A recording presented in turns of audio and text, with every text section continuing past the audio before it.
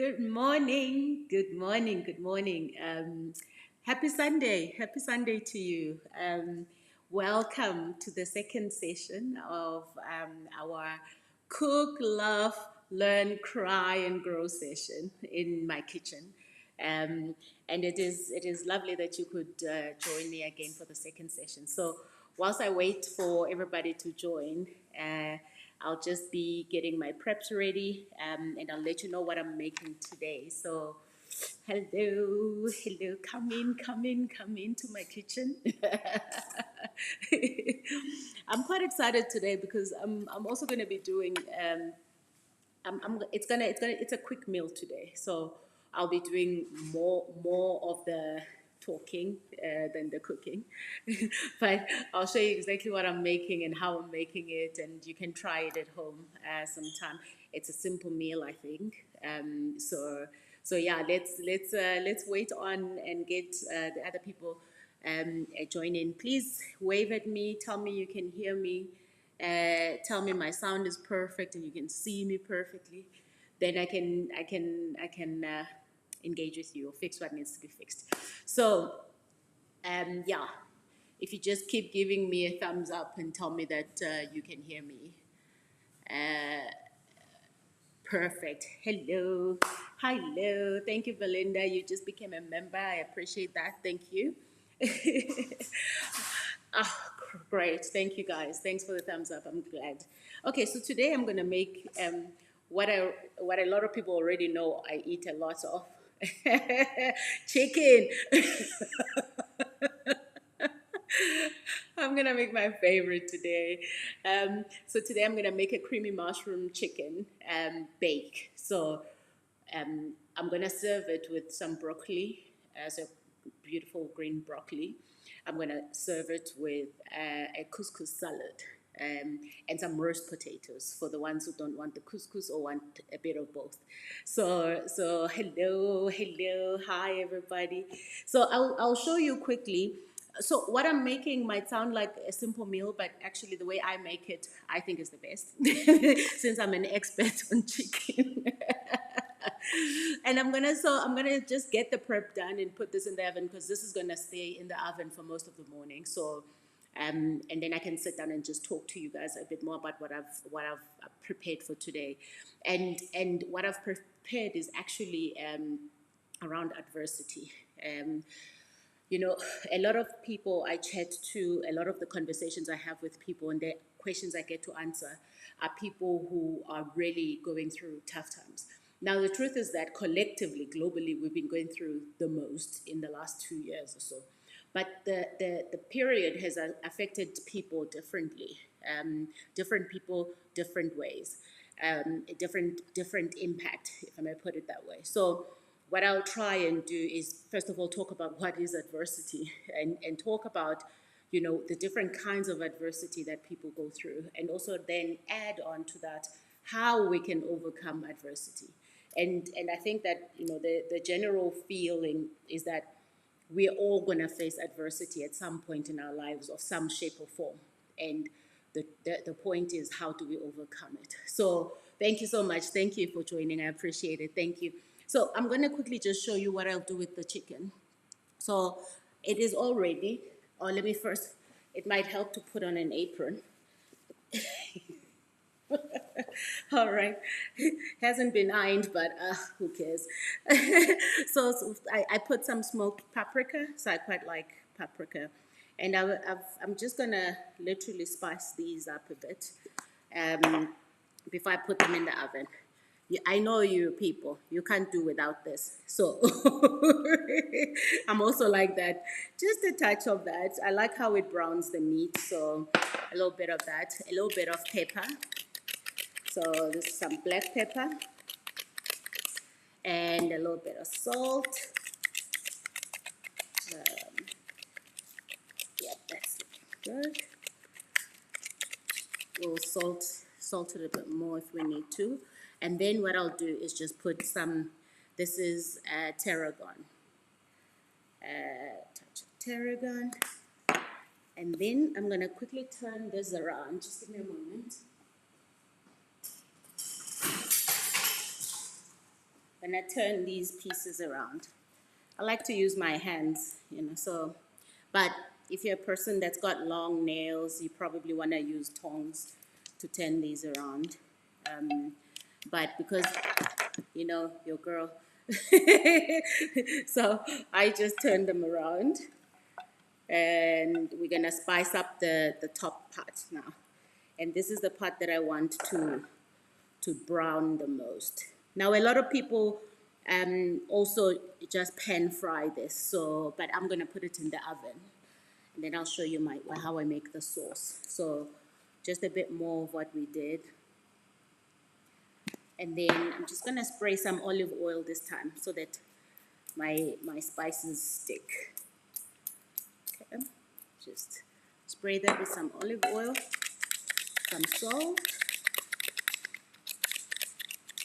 Not too much salt, just good enough to get the taste out. Okay. And why I like to oven bake or oven roast chicken is just the flavors get locked in so nicely. And you can actually just put it there and do something else for the next couple of minutes, or at least about 30 minutes or so. A bit more of the tarragon and a bit more of the paprika. So let's get some paprika in. Okay, so this is good to put in the oven. So I'll do that.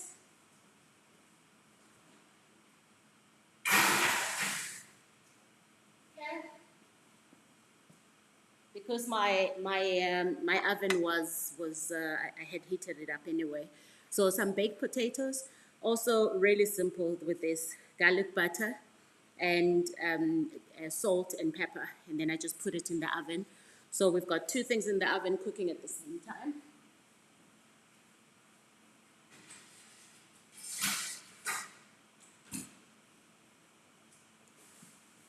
Okay. All right. Are you with me? Hello. Okay. So now what I'm going to do is, and I'm just going to quickly make this because once I get the sauce on, I can sit and actually just focus on what I want to talk about. So mine comes with a twist. So I use pancetta for my creamy chicken bake. I also add some baby leeks to the sauce. So I'll show you how I make all of that. Of course, I don't cook without onions and garlic. You already know by now. This is standard. So just gonna heat up some oil. So tell me how you've been, what's happening. Yeah, what is good on your side? What is good? You can say I've mastered this teenagers lingo. What's good? What's happening? All right. So what I'm gonna do is let's just gonna get chop up some onions. So what's going on? Tell me. A blessed Sunday to you as well. Thank you. I think that there's a real expectation now. I think I'm just chopping up some onions.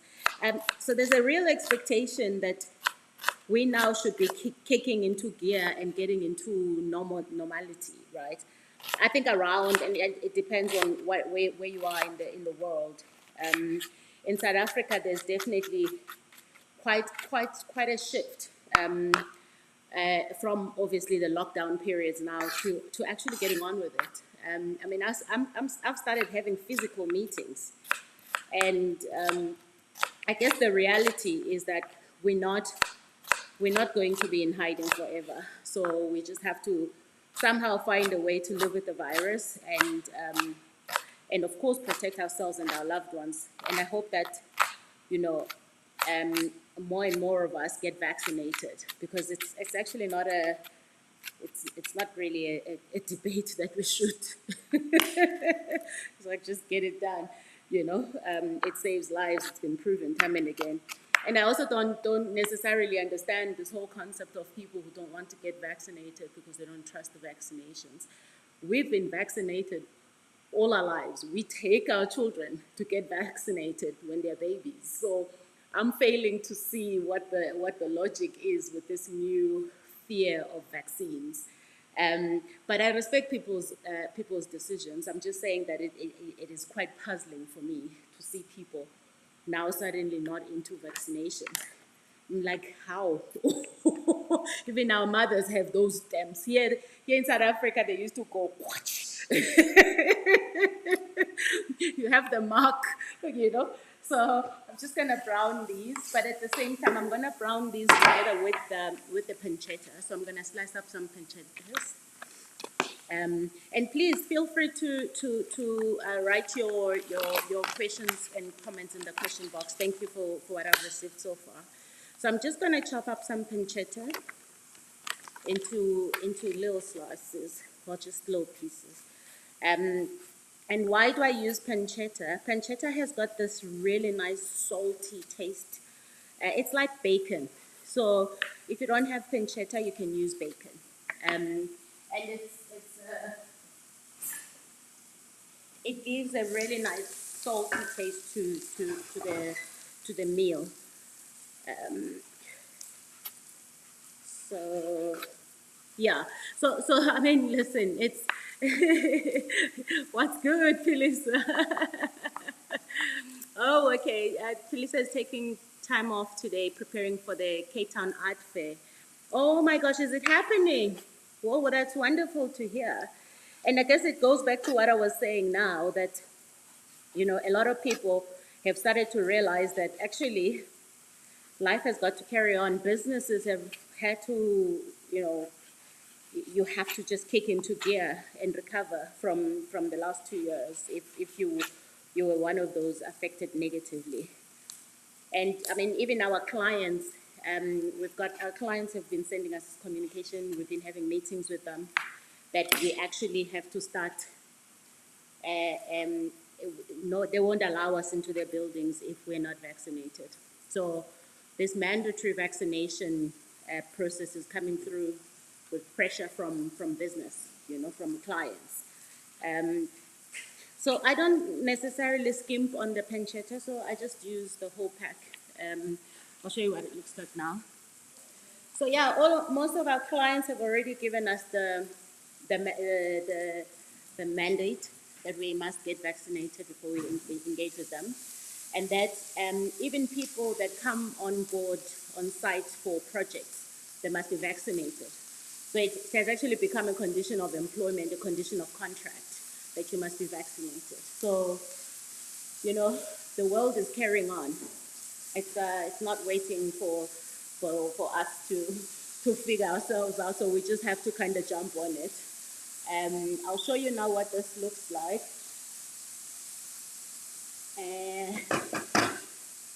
So for those who just joined in, I'm making a creamy chicken mushroom bake with a twist. And then I'm going to serve it with roast baby potatoes, and a couscous salad, as well as broccoli. Well, welcome, Belinda. Welcome to all those who are connecting for the first time. I hope that you subscribe and turn on notifications and watch the sessions that I've done before. So I hope they will help you. But yeah, this is what this is starting to look like. Let me just drop this for you. You can see starting to brown nicely here. So we'll keep that on the stove for a bit longer. And when I fry anything, I don't like to use non-stick pans when I want a bit of that brownness, that coating where all the flavors sit. So so yeah, I like to use a pan that at least sticks, or a pot that sticks. Okay, so I'm gonna add a little bit of garlic, as you already know by now. Morning, everybody. Welcome.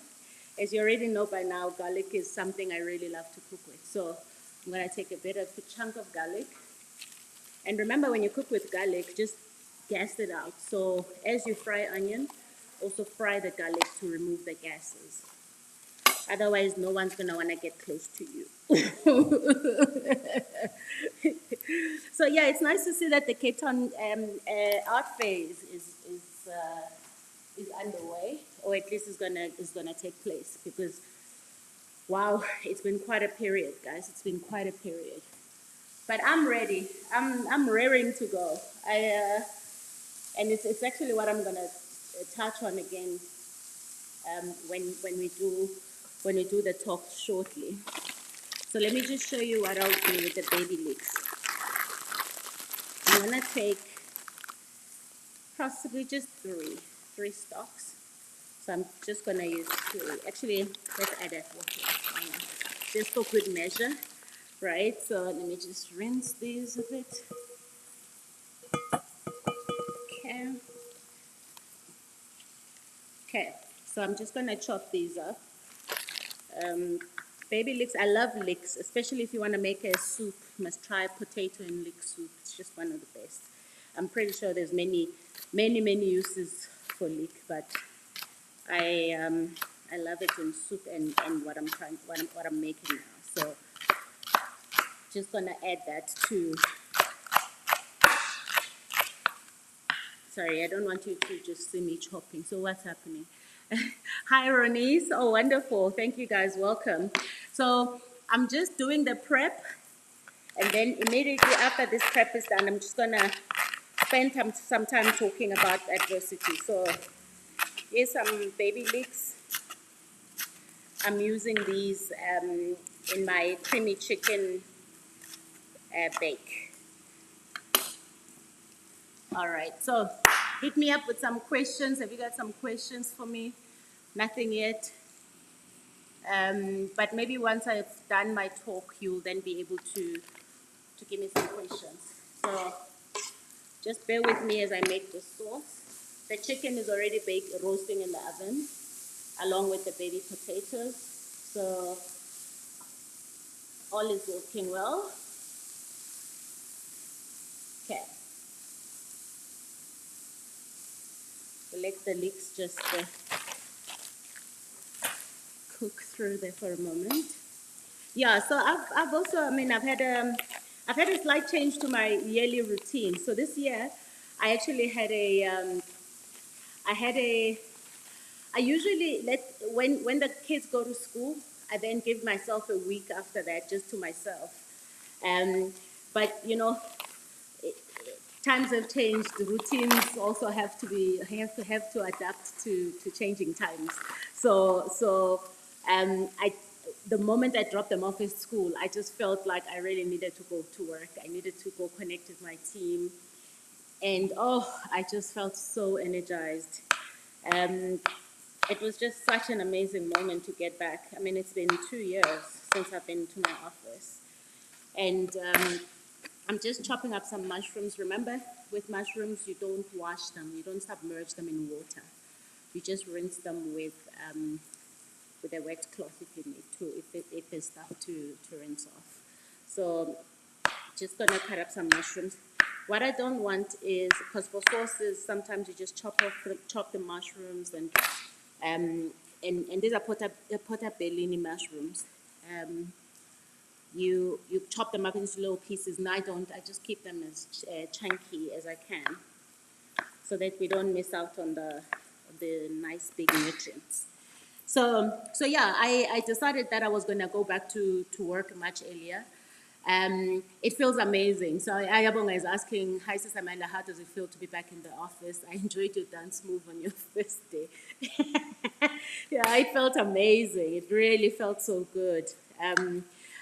I actually didn't think it would feel that good. I used to say to my husband, I don't think I'll ever go back to the office again. You know, I'm just like, I'm done. But then you don't realize how much you've missed it. You don't realize how much you've missed that energy in the office, that connection with other people. So I really enjoyed being back in the office. And I went back again and again. So the whole week from Wednesday I went. So I still owe myself that 1 week off. So I'll make it up by doing this and that. I mean, yesterday I woke up early morning. I went for a facial. I'm like, okay, that's my facial for the year. I haven't had a facial in a long time. And I'm gonna be taking some time here and there to make up for my rest time because, you know, anyone who's got kids knows that you don't really fully rest when they're around. So I really needed my time. Okay, so I'm just gonna plonk some mushrooms into this, and I'll sort of show you what it looks like. Hi, Emu. No, you haven't missed the adversity conversation. I'm quickly just doing the prep, and then I'm gonna sit down and actually spend some time on that. So if you just give me a moment, I'll show you what I've been doing so far. Um, all right, so this is where I'm at now with my sauce. So here is some pancetta, some onions, some leeks, and some mushrooms. So you can choose what mushrooms you want to add, but that's where we are now. Okay, and I also added some garlic, and this is the sauce. So that's just my prep for the sauce. I never get enough of smoked paprika, so I'll add some paprika. And because what I'm making is a creamy meal, and I'll add some more tarragon. So this is French tarragon. I'll probably add more. And this time I'm going to add a bit of thyme as well. So some thyme, because chicken and thyme go quite well together. Yeah. So let's see where I'm at. So I'm just going to let these mushrooms fry a bit or cook a bit more. And then we'll finish off the rest, and then we can get on with our adversity conversation. Okay, let's see. How many languages do I speak? I speak one international language, so that's English. And then I speak isiXhosa, which is my home language. I speak isiZulu, which is kind of also my home language, but it's not, because my dad was Zulu. But anyone who lives in Joburg speaks at least Zulu in some shape or form. And I can speak a bit of Sesotho. Ek kan net 'n bietjie Afrikaans praat. A little bit of Afrikaans. And yeah, those are the languages that I speak. And those are the main languages, really, right? Yeah. Did I continue learning Sesotho after I left Lesotho? No, I didn't. Because in Joburg, a lot of people speak Sesotho as well, you know, so I got it, I'm exposed to the language. It's not like I needed to, it's not like French, where you probably have very limited exposure in South Africa to French-speaking people, or any other international language. So with Sesotho, you learn it every day, you continue the learning. But also I think you end up speaking the languages that you end up being fluent clearly in the languages that you use the most. So yeah, let me show you now. I'm just gonna add this Nomian cream. Can you see? Cream. And I use room temperature pouring cream. So I'll pour a little bit of just this one, because I want this to be creamy but not thick. I don't like thick creamy meals. So I'll show you again how we make it nice and light cream. And then I'm gonna add a touch of Dijon mustard. So just a tablespoon out there. Yeah, I'd say just a bit of, it's not even a full spoon. So, but even with everything, you must always taste first and then see what else you want to add. Yeah, so those are the languages I speak, but my children have been learning French since they were young. So I think they've been doing French now for the last 6 years. The girls. The little boy wants to do Italian and Spanish. So He's going to be starting with that, but they also do isiZulu at school, so English and isiZulu. All right. So what I do with my sauce, I've added the cream now, so I'm gonna add some stock. So I'll bring this back up for you to see, because it's now like nice and thick.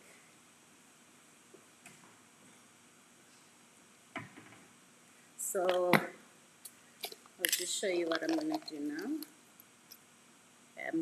I use the powder stock. So I'll say about two, 2 tablespoons of stock. Okay. Yeah. So this is what it now looks like. So I like to use the powder to make my own stock, because then I feel like I can control what goes in. Okay. So we put this back. We'll just mix it up and put it back on the heat so that it cooks nicely. So I'll mix it as it hits up, or on the stove rather. I think that's the right English. Oh, sorry. Okay, there we go. Um, so yeah, that's about the languages. But why I actually like my kids to learn different languages is because, you know, they're not, they need to know that they're not limited to just stay in South Africa. South Africa may be where you're born, maybe your home, but that's not where you have to necessarily end up. And go away, go over the world, all over the world, see how others are living, see how people are doing things, and learn something, and come back home, you know. But I've found that if you don't know the languages internationally, you really struggle. A lot of people do speak English, but you know, it's easier. Um, it's easier when you can at least speak the local language, especially in French speaking countries. They're not interested in English. In South Africa, your ability to speak English is your measure of success. There are countries in the world that couldn't be bothered with English, that actually don't even care. And the moment you speak English, they actually become really unfriendly towards you. So it's just the realities of the world. Um, Clearly, the British didn't go around colonizing thinking people would be their biggest fans. All right, let me start talking to you about adversity. Our sauce, our chicken is roasting. Our baked potatoes are roasting. The sauce is on the stove. So let me start talking. I'm gonna take a chair today because I've got quite a bit that I think I want to say. So let me just settle myself. Okay. I'll keep I'll keep an eye on my sauce just now. So just give me a moment whilst I steady myself up. Okay. All right. So I think what I really wanted to talk about is what is adversity. First of all, adversity is any state of hardship. So a state of hardship, difficulty, or misfortune that we come across in life, and it's not just reserved for some people. It is actually something that we all go through. It's something that we all suffer. So um, it's any state of hardship, difficulty, or misfortune that one deals with, and there are different kinds of adversity. I mean, you can go through physical adversity, emotional adversity, it can be mental adversity, it can be financial adversity, which is something that is quite common, especially at the back of a pandemic like this. You find that we suffer all of the above. It can be social, it can be spiritual adversity. So anything that is of difficulty or hardship, and that can leave a lasting impact, a lasting, be it negative or positive impact, as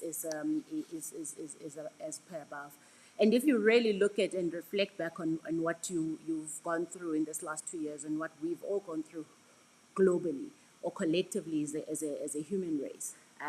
I think we've definitely had to deal with all of the above.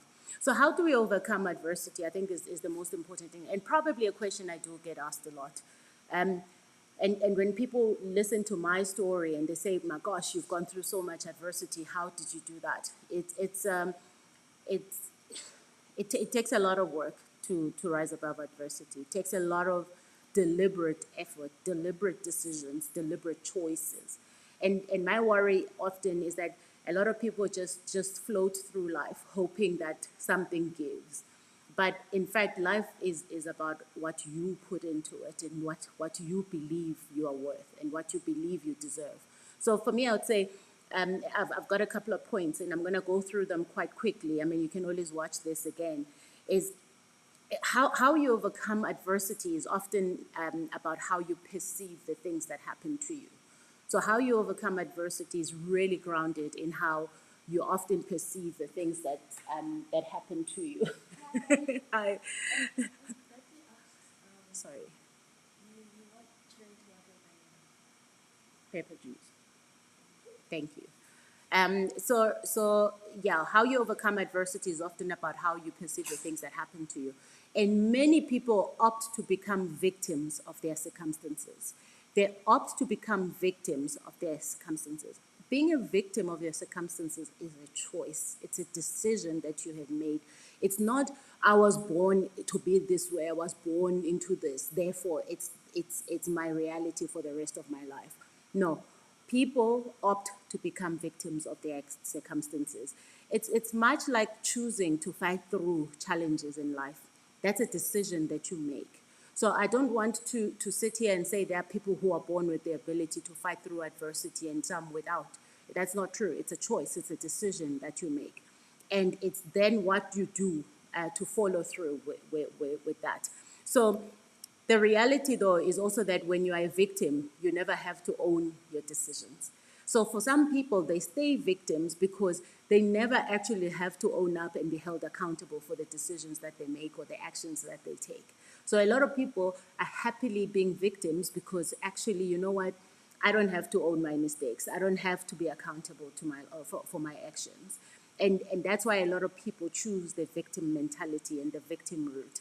And, you know, with those people, it's always someone else's fault. It's always, the blame is at the top of what those people do. So if you look at your life and you're constantly blaming others and you're constantly thinking it's your mother, it's your father, it's your siblings, it's your teachers, it's your preacher, it's the government, it's whatever. If your default position is to blame people for things that happen in your life, and you find yourself stuck in that, you need to really revisit how you perceive your own life. So never mind that. How you perceive your own life. So you have to start owning your life and know that only you are accountable for it. Accountability to yourself is what you are striving for. And there is no better power than accountability to yourself. And I must say that, you know, I'm not here, I'm not gonna sugarcoat anything here. You know, I'm not gonna waste your time. So I'm going to tell you exactly what I've learned over the years, what I studied, what I continue to learn about, and all of the different experiences that people I come across share with me, and what I experience from people and what I experience from my life as well. It may be a harsh truth, but it is the truth nonetheless. So you can find yourself in the truth, because I mean what I say is not necessarily gospel. It's you have to also decide what it is that you go through. Only you know, only you know what the depth of what you go through. So, and adversity can be overcome if you start training yourself to be resilient. And and and resilience is about knowing that hard times are going to come, but when they come, you have exercised that muscle. You have exercised your ability to withstand hardship. And not just withstand, which is what resilience is about. Resilience is more than just withstanding. Resilience is also about bouncing back from difficult situations. It's about bouncing back from difficult situations. So I look around now, when I opened the session up, I said, there's quite a lot of movement around this traffic. People are starting to have physical meetings. And the truth is that we, as a human race, and when I look around, I'm like, we have fought through, we've been resilient, we have suffered, we have lost, but we've shown resilience through this. And resilience is not necessarily let's all go stand together on an open field and prove how resilient we are. No, it's every single one of us getting up and saying, I'm going to push through. It's every single one of us saying, for as long as there's breath in my bones, it's not done yet. It's every single one of us having suffered the adversities I may have spoken about earlier on. You may have suffered COVID and probably you have long-term health effects from COVID. You probably, some people have had disabilities that they were not born with. Some people suffer mental illnesses. Some people suffer emotional isolation, which has been a big thing during this period, where our loved ones were separated from our loved ones, where people can't travel to go be with their loved ones. So there's been a lot of that going on. But we are here and we've gotten up. We've said we will keep going for as long as we have breath in our bones. And it's not just about us, it's about who's coming behind us. It's what generation are we leaving behind? What are they seeing when we get up every day? And it's not about hiding your hardship. It's not about saying, oh, the hardship doesn't exist. It's saying, I am going to push through the hardship. And I know that on the other side is where I want to get to. But you're not going to find shortcuts and try to go around the hardship. You have to go through the hardship, because that's really how I believe resilience is built. So, know that hard times will come and start building your mental and emotional muscle. You have to start. So you have to preempt that hardship is going to come and that tough times are going to come. But how do you then prepare yourself for those hard times?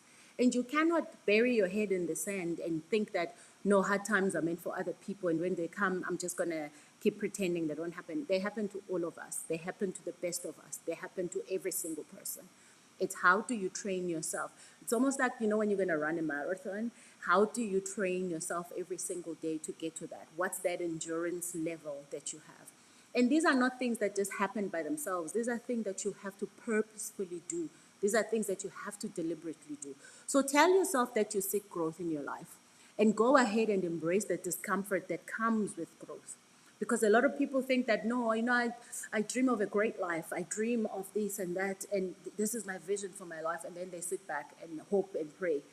You can pray all you want. If you don't get up and do what you need to do to realize your goals and to realize your dreams in life, they're not going to happen. And that has nothing to do with your faith in God. No. You can have the highest levels of faith. If you don't get up and do what you need to do to realize your goals, you're never going to realize your dreams. So I think that, your mindset plays a critical role in how you deal with adversity. So tell yourself that you seek growth. Tell yourself that I am going to go ahead and embrace the tough times. Because, I asked the question, if we were all guaranteed that we were going to succeed, would we embrace the hard times? And the truth is that anyone who has gone through hardship will tell you about the triumph at the end of that hardship. Yeah, it doesn't take the same period of time for all of us. Some people might be in a dark season for a longer period than somebody else. But it doesn't mean they don't reach their triumph anyway, eventually, whatever that triumph is, whatever that situation is that they're dealing with. And so many people want to grow. They dream of becoming the best they can be, the best lives that they can live. But they cannot withstand the pains that come with the growth. And adversity is often that. It's often pains that come with growth. And you can only grow from adversity. You can only grow from adversity. But the difference is what decisions and actions are you taking? What decisions are you making along the way as you do have? And I would say, keep reminding yourself that there are no shortcuts. The only way to the other side of a storm is really through the storm. There's no shortcut. I've never had to look for shortcuts in my life. I don't even have the word shortcut in my vocabulary. So if you're a person that is constantly looking for shortcuts, you're not going to grow, because it is through these processes through which we get baked that we come on the other side. come out of the other side victorious, but not just victorious, but being the people that we would really like to take into the future, being the best version of ourselves that we can be in that moment and well into the future. I'll also say, thirdly, carefully understand how you show up for yourself. Carefully understand how you show up for yourself. So those who have joined us, I've just started talking about how to overcome adversity. So carefully understand how you show up for yourself, and this is my third point. My first point was, how you overcome adversity is often about how you perceive the things that happen to you, and I'm sure you'll watch this again. And then the second point was really that we need to start training ourselves for adversity. So preempt the adversity before it even comes, because it's inevitable. It's going to come in some shape or form. So carefully understand how you show up for yourself, and what are those limiting beliefs that you carry around. We carry so much because that is how we've been brought up. Those scripts, those subliminal messages that we were brought up with sit with us. They continue. They build up the image of who we are. They build up the idea of who we are in our heads. So examine what those are and how they influence how you show up. And I always say, it's not necessarily the cards that we're dealt in life that build character. It's how we rise above those cards. It's how we deal with the cards that we were dealt. I may have been dealt a rotten card as a child, but when I became an adult, it was completely up to me. Yeah, I could have been blaming everybody. I could blame my mother. I could blame my uncle's granny, whoever. I could blame that. I could blame the apartheid system. I could blame it. Blame does not help you build anything. It does not take away the realities of your life. So instead of using energy blaming others, I used that energy to build myself up. I used the energy to build the person that I would like to become, to go back and rebuild the foundations that were shaken, that were weak, because you can't build anything if your foundation is not strong. So it is so important to understand that what you carry around is how your opinion of yourself is formed. So what opinion have you formed of yourself from all of these things that you've taken on board? And only you will know what you experienced when you were growing up or at some point in your life stage, and how it's showing up now. And if you don't know, please do that inner work that I always talk about. I did a mentorship session on what it is, how you go about it, what the benefits are. So please watch it. It is on the same channel. And most importantly, the question you're trying to answer is, how are these limiting beliefs holding you back? Or how are you actually looking at your adverse situation as that fuel you need, and that as that empowering experiences that you need to keep building your character? So you have to recondition how you think. There is no question about it. You have to recondition how you think. The sauce is looking good, by the way, but I have to keep going. So I'll show you all these things I've cooked when I'm done. But you have to, I'm just gonna switch it off. You have to recondition how you think, and move towards a point where you no longer just wish you could be great, where you start knowing and believing that you are great, and you start working towards your greatness. You cannot achieve all of that if you do not believe deep in your heart that you can achieve it, and that you will go about achieving it, that you will work on yourself to go and achieve it. And then be bold and resolute in your belief. There's one thing I always think about myself. I have a very high opinion of myself because I formed it myself. And everything I do is about believing that I can achieve whatever I want. But so many people start doing the work, and then they surround themselves with people who are negative and who just keep wanting to shrink them down and cut them to size and undo their efforts.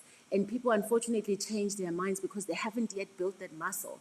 They start thinking, oh yeah, well, who am I to even think I can change my life? Who am I to think I can even get out of this situation? It's always been like this. Why do I think I'm the one that's going to change it? That's all victim mentality. That's all talk, negative self-talk. That's all talk that is influenced by the wrong people around you. So I'm going to talk little bit about that, but be bold and resolute in your belief. So nobody can tell me otherwise. Nobody can tell me I'm something that I'm not, because I know exactly who I am. I know exactly what I am. I know exactly what I bring to the table. I know exactly what table I want to build. I know exactly what I want to take where and how it works for me. So I built that.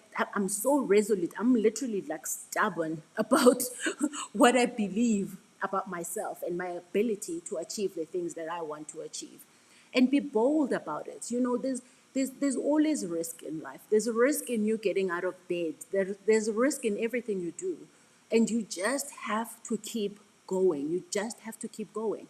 And your thoughts and beliefs make you who you are and what you achieve. That's it's the foundation to achieving great things.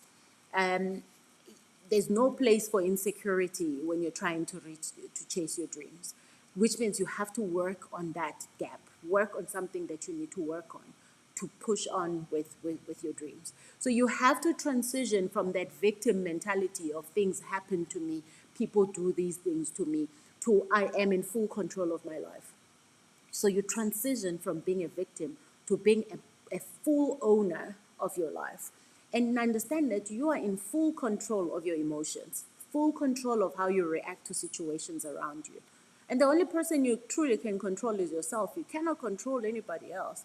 And so many people walk around trying to control what others say, how they say it, or what they should like or shouldn't like. It's not possible. You know, you only you can control yourself. And people will treat you exactly how you allow them to treat you. So if you allow people around you to keep pulling you down when you're trying to build yourself up, you need to start developing some boundaries and realize that you don't need them around you because they're undoing your hard work. All the stuff I'm talking about is really hard work. You start to empower yourself when you start noticing the things around you that are not good for you. I'm not saying it's easy to let go of them. I'm saying it's a decision, it's a choice. Each decision, each choice has a consequence. And believe me, there's never been a time when I've made a decision where I felt people around me were not good for me and made the decision to walk away. There's never been a time when I regretted that decision. In fact, I have flourished, I have thrived because I made the right decision for myself. And it's hard enough trying to do these things every single day. Imagine having to then deal with people around you who are draining you of this energy that you need to build your life. So remember that beliefs have the power to build or destroy. You must ultimately choose the side that you want to be at. And you have to stay, this is my fourth point, you have to stay the course. So you must remain focused and not give in because times are tough. And drive and discipline gets you a step closer towards your dreams and your goals ultimately. And stay the course, whatever it is, you have to want to see it through. You know, a lot of people have these conversations around, yo, I get bored so easily, or I crave new things all the time. Yeah, we all do. But ultimately, you're not going to achieve anything if you don't stay the course, if you don't stay focused and driven to achieve what you set out to achieve. You're going to end up running around like a headless chicken and never achieving anything. So take every experience as the building stones towards that great house you so desire. So if you would love a better life for yourself, you would love to start making better decisions, you'd start to like living your life a bit more, you have to start building towards that. So fantasize about what your best life would look like. And then tell your mind that that's where we're going and start acting towards that. You have to be congruent with your vision. You have to be congruent with the vision of your life. For example, it's pointless saying you want to be a great present parent and then every single night you're out drinking with your friends. There's no congruency in your actions and what you desire. So you have to be careful about how you go about it. And again, you be prepared to lose people along the way. Um, I don't believe that we constantly have to hang on people that no longer add value to our lives simply because we were just one people around or I've known them for long. If they're not good for you, move right along because There's no time to waste or energy to waste on you know, pampering people whose energy does not help you build. And it's, again, every decision has a consequence. So if you stay, understand that you probably start talking like them, and you'll start acting like them, and you'll never realize your life the way you want to realize it. So keep your eye on the prize. Whatever that vision is for your life, keep your eye on the prize. Number 5, get physical. So get physical. Come up with a routine and stick with it. Come up with something that works for you and stick with it. And when I say get physical, you may be thinking that getting out of bed and going for a run or going for a hike, or whatever your hobby is, or going for a cycle, you might be think that's just about your physical goals, and you want a six-pack, or you want the V thighs, or whatever. And the truth is that it is not. A large part of what you do when you do those things is about mental and physical endurance. So it's not just one thing. It's not just only the physical.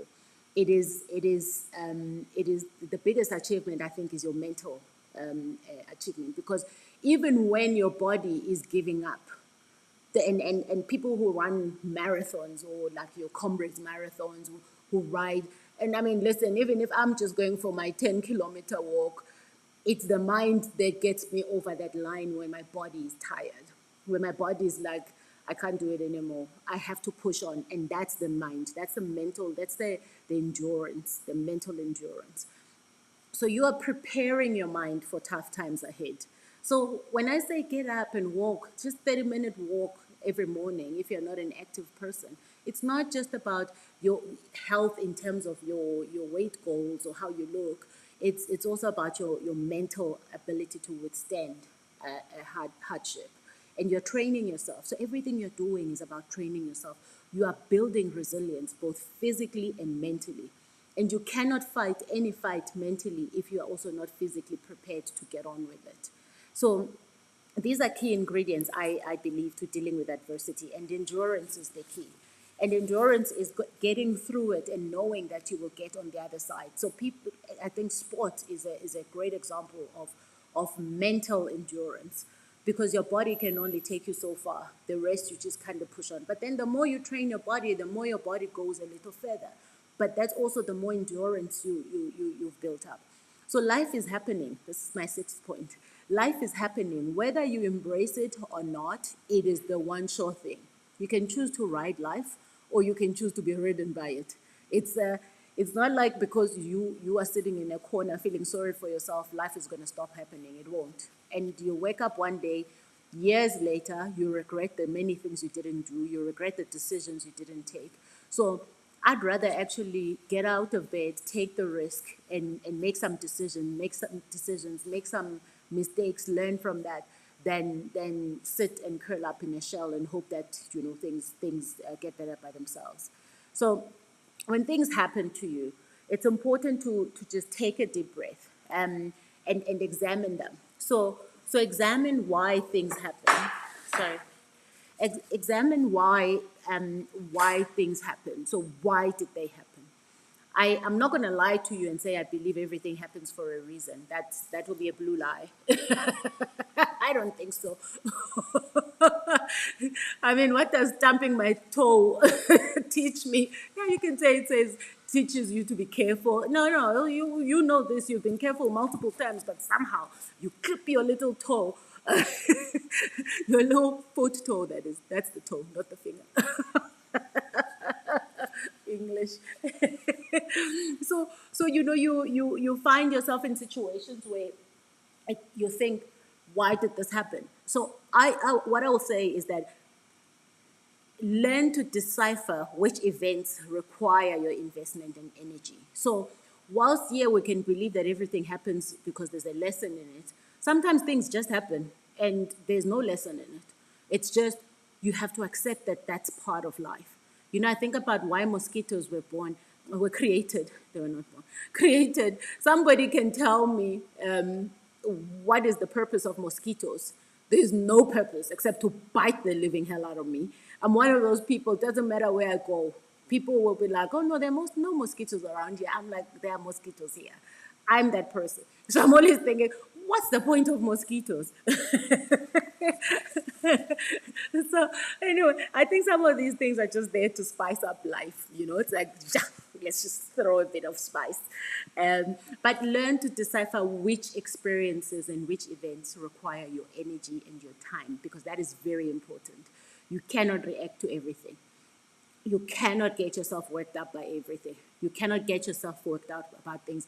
I mean, I have someone here who disliked my video before I even started. So now I could be sitting here thinking, oh my gosh, they don't like who we are. No, they're idiots. So that's perfectly fine. They have a right to, and I hope they haven't stayed. I hope they left. There are things that have zero value in life, but it's about what your reaction is to them. And know what you want and what you need to be focusing your attentions on. Because if you're going to go around spraying your energy everywhere, everything, because someone said, then you are there, then you're feeling bad about yourself, then you're never going to realize your dreams. And it means you haven't yet built up your muscle, your resilience muscle. My seventh point is that life is an endless journey of learning, of customizing, of changing and growing. I live in that world. I half the things I do, I don't have some plan. My businesses, I don't have a business plan. People ask me business plans. I'm like, what? I don't have a business plan. I started my business 9 years ago with no business plan. I just knew what I wanted to do and how I was going to go about it, and I did that. And it may not be someone else's style. So I'm not a person that overthinks and over plans. I'd rather just jump right in, do it, and then figure it out as I go. And I'm like, oh, okay, that's not working very well. Let me customize that. Let me change that. So I'm a typical fail forward type person or succeed fast type person. And I believe in just get on with it. And I'm bold like that. I'll live my life however I want. I'll go for it. And I'll just learn along the way. Some mistakes are costly, some are not. The more you make them, or the more you try, the more you limit the cost of the mistakes. So the more you learn. So there's never an experience that's wasted. Even in business, some businesses don't work out the way you thought they would, but you are still a person that's got the ability to start something again because you've started it, and you just learn from there. So if you think you know it, if you think you know it all, you've begun to die, and that's the truth of the matter. And if you think you know everything, you are decaying wherever you are. And no matter your age or life stage, you must constantly seek new knowledge. You must constantly seek, a different point of view. So sometimes it's not about complete sit down in a class and learn something. No, it's about constantly appreciating and seeking a different point of view, because we can be so caught up in our myopic view of what the world is, and we miss out on the diversity that the world has to offer. So, learn a new skill, hone your old skills, and in a way, overcoming diversity has a lot to do with owning up to your true self. It has a lot to do with owning up to your true self truthfully, owning to up to your true self truthfully, and identifying the gaps. So when you are able to be honest with yourself, you can identify the gaps. Where are the gaps? And you start preparing for the future. You start addressing what those gaps are. And when you prepare yourself for the future, none of us know what the future holds. None of us know. All we know is when the future comes, we're the ones that will be there if we're fortunate enough. So it's about just staying the course and understand that even when that future comes, you go into it as yourself. You can only take yourself everywhere you go. And overcoming adversity really has a lot to do with owning your true self, identifying those gaps and seeing how you're going to address those gaps.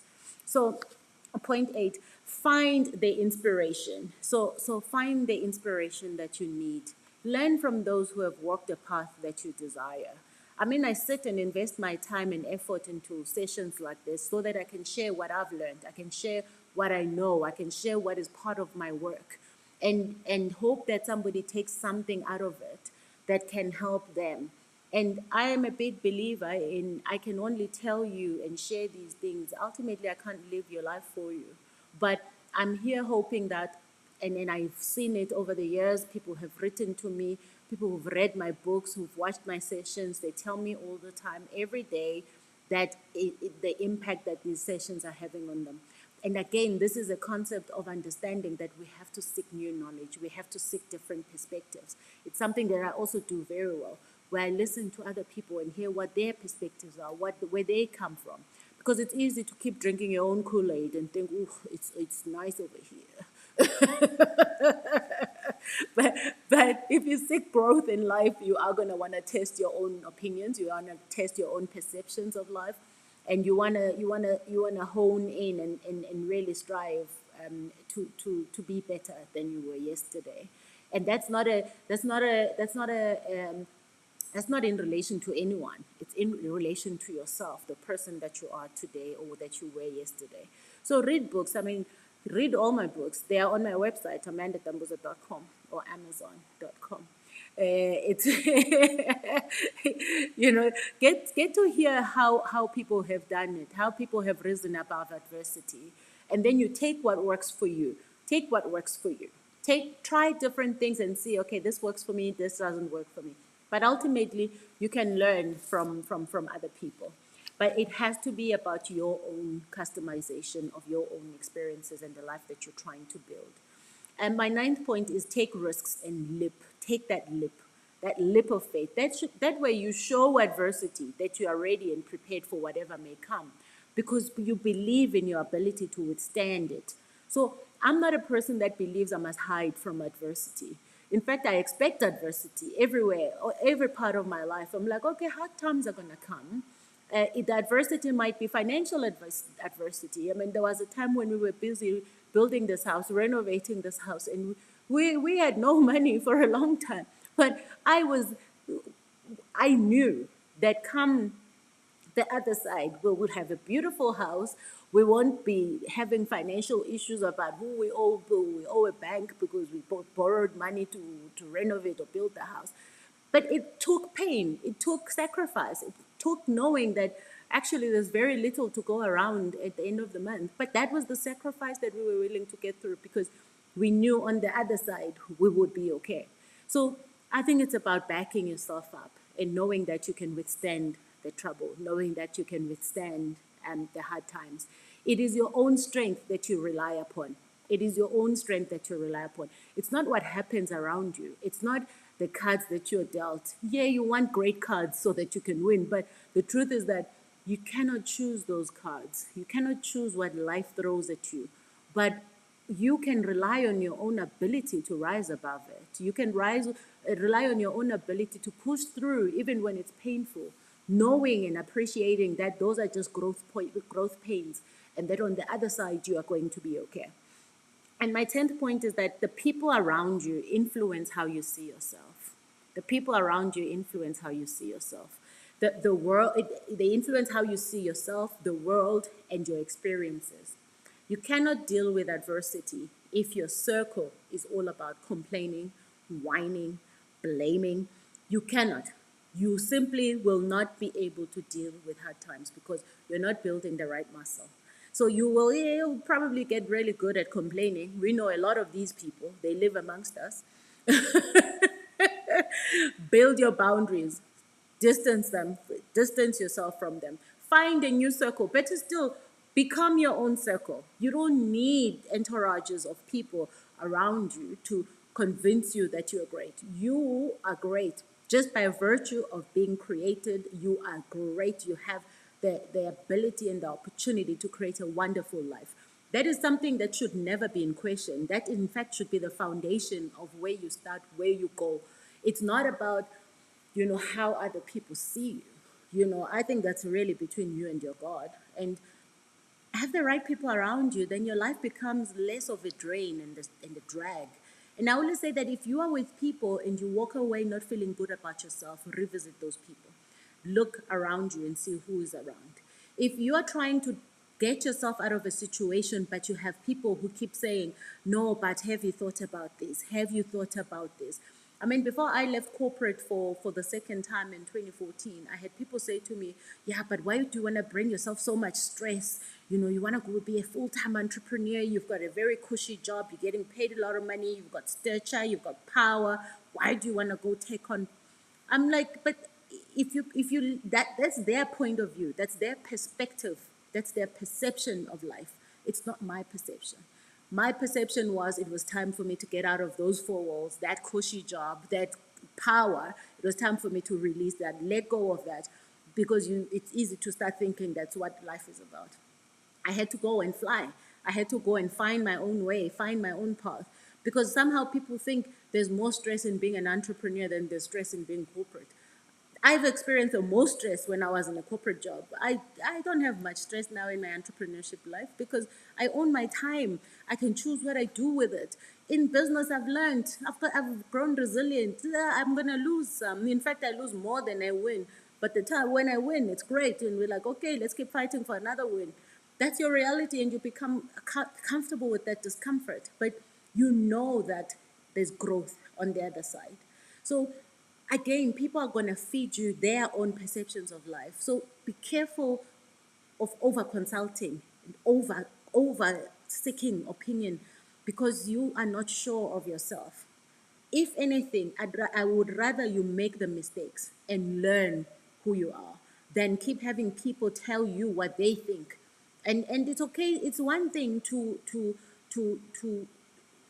to seek people's opinions on something. It's another to have them validate you. A lot of people want to be validated by others, want to be told, yeah, you're great. And when they're not told they're great, they fall apart. So get rid of that. Try and focus on building that muscle yourself. And your perception of yourself is never going to change if you have not changed how you think about the things that happen to you in life, how you think about yourself, how you think about how you show up. So the people around you influence how you see yourself. And don't be afraid to become your own circle if your circle sucks. Leave them. They are of no use to you. My 11th point is seek help if you are struggling. There is no shame in it.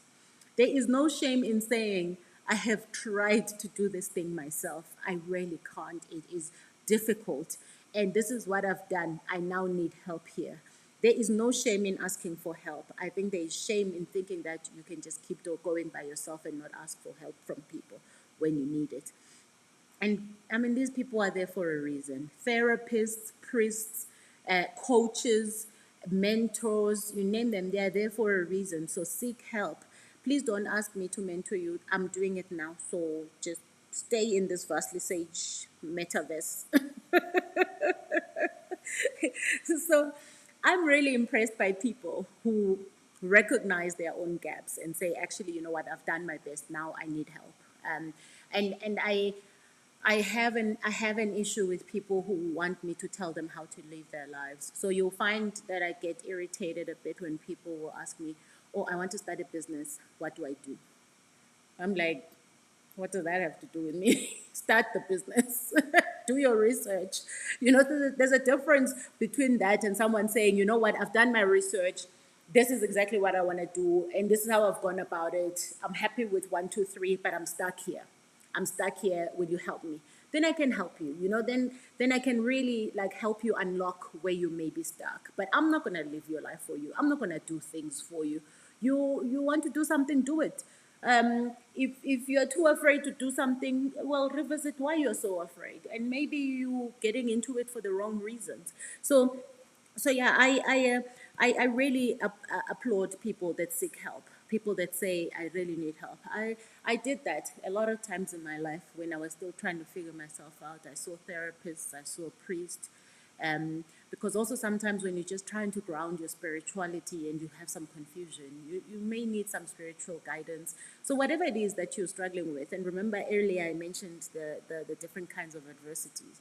If you have financial adversity, go back to the drawing board, talk to a financial advisor, financial planner, and start a financial plan. And do not talk to people who are not professional, certified financial advisors, guys. Stop giving away your money to scammers. I mean, this face here, is scamming a lot of people online. And it's not me, by the way, it's people that use my face.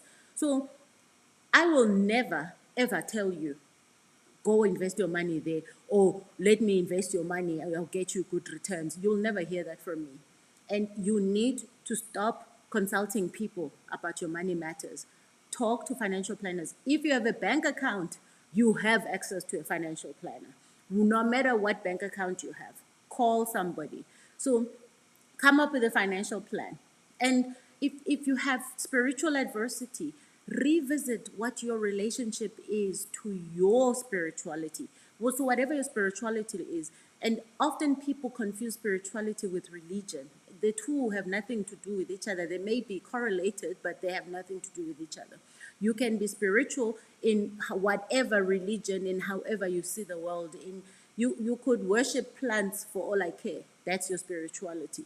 So if you have spiritual adversity, seek the help that you need, seek the guidance that you need. If you have emotional adversity, talk to a therapist, talk to a trusted friend, talk to somebody and help them. If you have social adversity and you've been so isolated, you don't know how to go about recharging and reconnecting with people, ask for help. Ask for help to do that. And kickstart, what you may have lost. And that's probably one of the things that I've also had to kind of like kickstart is the fact that we've been isolated for so long. And to a very large degree, I love being isolated because I really love being in my own, just sitting in my own thoughts and my emotions. But I'm also a very social person. So it's I've literally, I mean, I had a meeting the other day, breakfast meeting. I'm the one that suggested that no, let's have breakfast physically, because I really wanted to see the person I wanted to have breakfast, a meeting with. And again, I'm starting to get myself out of my shell again and actually come out and spend time with people because either way, we've had experienced every kind of adversity in this last 2 years. Anyway, my last point is that and probably this is where things get harder. They get maybe the hardest. Everything I've just said is not it all. These are just some of the points I wanted to share today. It's not it all. There's many ways you can learn how to deal with adversity and how to overcome it. But these I think are quite critical and key. And the hardest part, the last point I want to make, is repeat. You must repeat every single thing I've just said every time until it becomes second nature. Until it becomes second nature. And the truth is that I think this is where things are people are separated because some might think it's too hard, I can't keep doing this. Another person might be like, actually, I just have to keep going. But the more you build it, the more you become better at it. You become better. The circumstances may not change, but you become better. You change. The more you train yourself, the more you keep doing it. So that's really what I wanted to share a bit of today about adversity, and I hope that you've enjoyed it. I can see your comments. Thank you very much. I appreciate it. I like that you're each resonating with something in that. So yeah, I think that there's a and I must spend a bit more time on I'll answer. I think I saw one or two questions, but this idea of constantly over consulting with people. You over consult on the job you want to take, the pay you want to take, the person you want to spend the rest of your life with, when you should have children or not have children, and especially women, we are so over consultative because we unfortunately we come from cultures that have raised us to be like that have raised us not to have confidence in our own abilities and our own decisions and our own ability to think for ourselves. And it is something that I find is holding back a lot of women, and is holding back a lot of women from rising to become what they deserve, because it's not ability. The question is not ability. We have the ability. We've proven ability. But we like to go around listening to everyone's opinion. And then when they don't say what you like, your confidence is crushed. Remember, if you're suffering from confidence, do not spend time with people that are negative. In fact, even if you don't have confidence issues, don't spend time with people who are negative, period. And we like to think we're the messiahs that are going to change people who are negative. No, we're not. It, you know, you can only do so much. And when it has become a system that is, be it in your family, in your home, you have to get yourself out in that mode. You have to, if you're not physically removing yourself from situations like that, you have to mentally learn how to block it out. And not a lot of people can do that. So I really, really think that we must stay, first of all, hone in to our power because we've got it. It's not questionable. It's there. But we like to dumb it down. We like to tone it down a bit. You're a bit too much.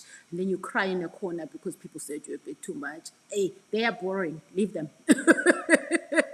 Anyone who tries to dull your shine or just pull you back to size, let them go. Let them go. I've had situations like that, and then you realize every time you walk away, you're like, man, why don't I feel good? And you realize, no, it's the people around you. You keep piling up people that are no good for you. So I'm very like animated about that because I know how much damage it can do. Then there's a big difference between just seeking a point of view than seeking validation. Validate yourself first. In fact, your creator has already validated you. So you don't need validation from other people. Validate yourself. And when you validated yourself, I can 100% assure you that adversity will find you in a place where you are ready to tackle it, in a place where you know it exists, you know it's going to come, but you've built up that muscle to deal with it. All right, let me see some questions. Thank you very much. Thank you. I appreciate the comments. Um, let's just see where I have a question. Okay, I don't seem to see my questions. So yeah, maybe let me finish off the cooking. Oh, and before I do that, um, this is my latest book. Therefore I rose. Let me tell you some of the things that I've written in this book. It's a handbook. In fact, all my books, well, the Baked in Pain and this book are I wrote books that can fit in your handbag. So literally, I have this little handbag. I tested. I'm like, does it fit in the handbag? Because maybe I just don't have the capacity for cumbersome books that are this big, and you have to read this thing for life. I like punchy to the point books. And one of the things I did when I wrote Therefore I Rose is, you know, it's the how. So how do we do some of these things I talk about? How do we rise above some of these things? So I'll tell you what's in this book. Some of the topics I cover is the inner journey map. So just doing some reflections, how you do the inner journey work. And and it's all at the back of when people ask me, but Amanda, how did you do it? Because the things you suffered as a child are unimaginable, like incomprehensible. So it's how do you do it? So I think there's a lot of how did I do it? Because when I wrote Baked in Pain, it was more about this is what I went through and this is some of the things that I did to rise above it. So it's now how do you do it? So that inner work. And it's about I talk about entrepreneurship. So I talk about the 15 fundamentals for building a successful business. I talk about building your business personal commitment. I talk about leadership, because I'm not just this is not just about an entrepreneur or business line. The people in corporate who suffer things. I've experienced corporate for many years as a junior and as a senior executive. So the 9 pillars of leadership. I talk about transitioning from a corporate job to entrepreneurship. I talk about my leadership growth path. I talk about mental wellness and mental illness factors, how those may come about, and the 7 holistic wellness practices and practicing personal wellness in your life, how you can go about that. I talk about 22 ways to beat fear as a woman, facing my fears and what I've also had to deal with in my life. I talk about awakening the inner goddess in you because girl, you got it. And I really also address things like recognizing insecurity and how to deal with it. And corporate bullying, something I suffered. People think because you are senior, um, and you are liked, you don't get bullied. I got bullied a lot in corporate, and how to deal with that. Toxic patriarchy, social norms, forgiveness, how you can allow yourself to grieve and choose to forgive. So things like how do you do that? And personal change. I also talk about recommendations on how to get unstuck because a lot of people feel stuck in their lives. So how do you get unstuck? And personal change, 6 steps to self-discovery. So there's a lot of steps in this book. So much for someone who said I don't write books about steps. Yeah, life shows you these things sometimes. But I only go where God leads me. So, yeah. And I talk about the benefits of self-investment. And there's so much more to talk about here. And I talk about the how, but you know, some of it I absolutely related to my own life as well because I can only talk about what I've experienced. But then I add on to what I've learned over the years, and what I believe really helps people. So this book is punchy. It even has parts where you can do notes. So things like this, if you can see that, you can make your own notes in the books. And I ask you valid questions like, what are the 3 ways in which you will become a better leader? And actually I write it in this format. 3 ways in which I will become a better leader and what I need to learn or heal within myself. So I want you to hold yourself accountable to the things that you want to do. So things like this, building your personal business commitment. Sorry, the lighting is a bit. Yeah. So it's 3 ways in which I will invest more in my business and how this will grow my people and the bottom line. It's a book that you can literally use as a manual, and you can keep. I mean, people make so many notes on it. They highlight, they do all sorts of things, and send me pictures of it, which is just fantastic for me. So, 3 ways in which I will begin my inner journey and how I will benefit from this path. You have to keep yourself accountable to yourself. Only you are accountable to yourself and your life. So through this book, that's really what I try to do. It's at amandatambuza.com as well as amazon.com. You can send me a DM somewhere if you're somewhere. There are people who distribute it in Tanzania and Kenya, Lesotho, Botswana, Namibia. So just check my posts on Instagram. I've done quite a bit of that there as well. All right. Thank you. Thank you very much. I appreciate your comments, and I will most certainly interact with them when I'm done as well. Yes, I'm sending you lots of hugs too. Somebody is going through corporate bullying at the moment. I think a lot of people go through adversity that they sometimes don't know how to share with others. They don't know how to deal with it. And I think corporate bullying is one of those things that it really does break your spirit. I left, one of the reasons I left corporate is I started fantasizing about slapping my bully. I was going to resort to violence, which wasn't a good thing. So, all right, let's finish our cooking. I don't see questions, so if there's a question, please hit me with it so that I answer it before the session ends. We've got about 30 minutes. We've got about 30 minutes. But also then let me just get on with finishing off what I've been cooking. And I hope that you try these yourself at home.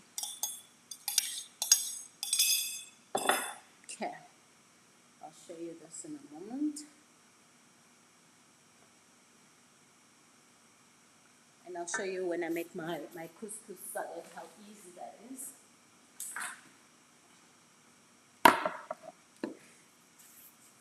Okay, just a lot of comments. I read the book before I went back to work. It helped me to self-reflect and plan. Thank you, Amanda. Thank you very much. I appreciate that. I appreciate it. I put in quite a lot into it, I must say. It's my life's work. All right, I'm going to show you something now. I'll show you what the chicken is looking like, and then we can carry on.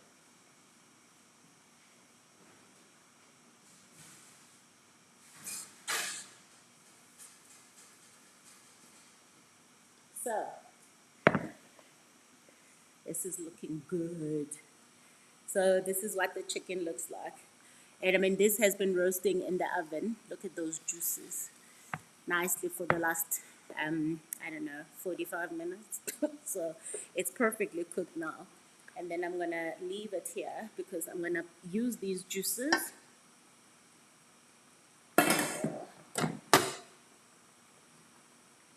Okay, just, you can keep seeing that whilst I do this.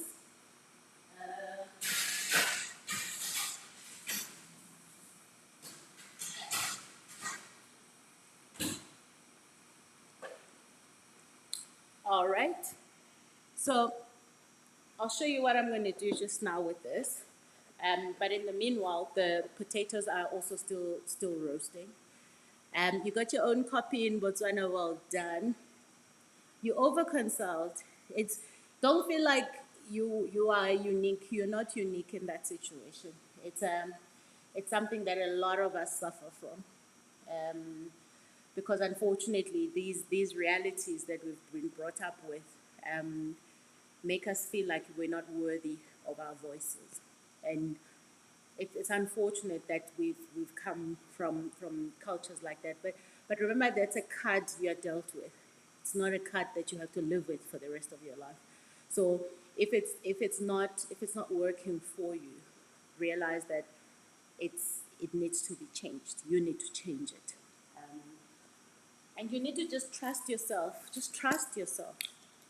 Even if you make a mistake, so what?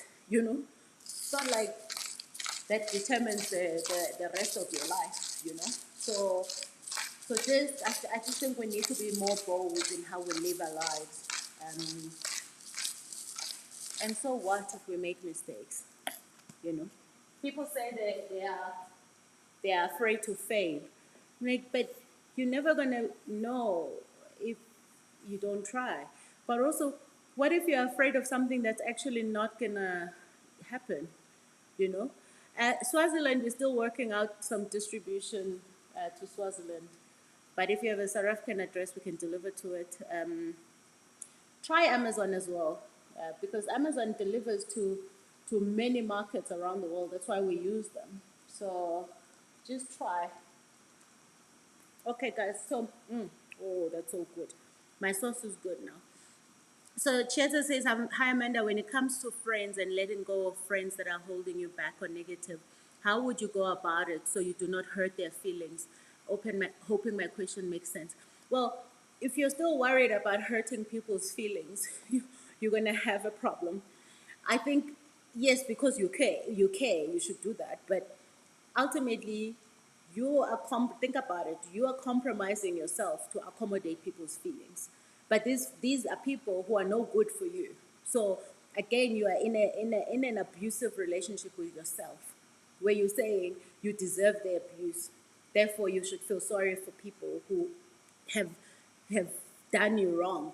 So it's a actually, let me like calm myself down, because this is one of those things that really irks me, when people compromise themselves for people who do not deserve them, when people bend backwards for people who wouldn't even lift a finger for them. So I would suggest that you either, if it's too hard for you to tell them face to face, you just quietly pull away, um, and make up excuses that you can't join them if there's an invite. But I think, there's also honesty to be heard in life, and you don't have to be like, oh yeah, you people are negative, I'm leaving you. No, it's just to say that you're working on some things, you're working on yourself, so you just need some space, so you're gonna take some time out. Whatever works for you. Um, I can tell you that I just disappear. I do it gangster style. I just disappear. Because now you're going to have to get into another debate and conversation about why you think they're like that. So, no. And don't feel sorry for them. So, sorry, I've just started doing this now, but let me show you what I'm doing now with the sauce. And this is pretty cool. Look at that sauce. It's looking amazing. It's looking amazing now. So, and I'm gonna scrape off all that leftover sauce. Yeah, we'll see now. And I'm gonna add that back there. We waste nothing, yeah? We waste nothing. Okay.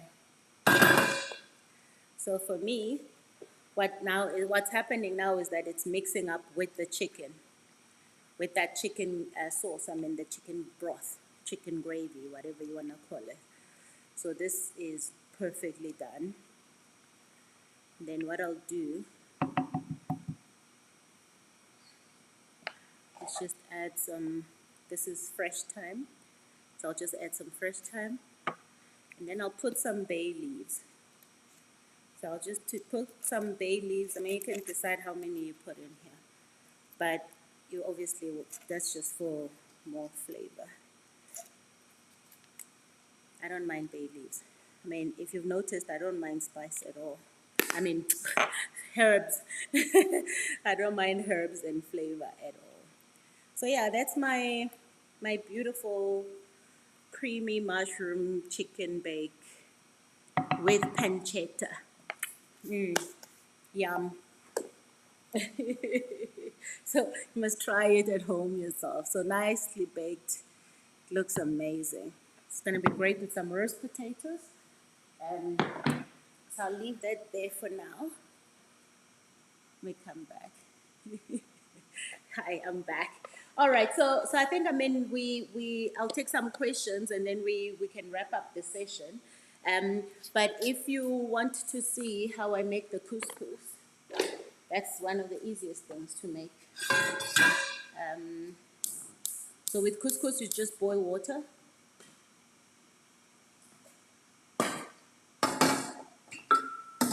Okay, I'll show you how to make it. I've done it before, but it's very quick. Couscous is the quickest thing you can make. You don't cook it. You just uh, make it in a cover, anything you can cover. A couscous, equal amount of water. Close it. Wait 5 minutes. Done. Then you can flavor it how you want to flavor it. So Ronnie says that it looks like I'll be getting more than I bargained for with these sessions by learning a thing or two in the kitchen as well. Yes, yes, yes. So people always say to me, please send us the ingredients before you cook so that we cook with you. I'm like, it's actually not a cooking show. I'm just cooking for my family. So whilst I'm cooking, I can show you what I'm making and how I'm making it. And I can then do, the engagement with you, conversations with you. And answer some questions. But you know, you can try it. Sometimes somebody cooks something differently to how you would cook it. It's great to try new things. So why not? Mm. So let me show you. Let me just quickly wash my hands, and I'll show you how we're gonna make the salad. Couscous salad. Okay.